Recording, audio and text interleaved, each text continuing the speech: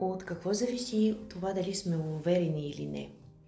Знаете ли, това е един път, който ние преминаваме, за да можем да стъпим на нашата увереност.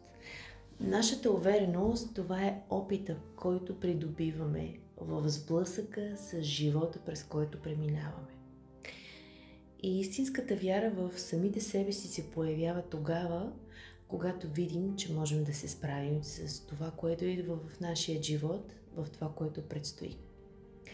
За нашата вътрешна увереност и за това какви ресурси имаме в себе си, с които се справяме, е един от начините, по който аз работя с хората, които записват своите часове при мен.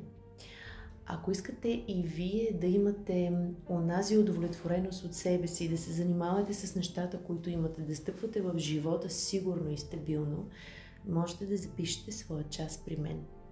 Така ще можете да разберете и за себе си откъде идва вашата неувереност и как можете да я преобърнете в една истинска стабилна увереност в самите себе си. Аз съм Илияна Родопска и съм тук за вас. До скоро, мили хора!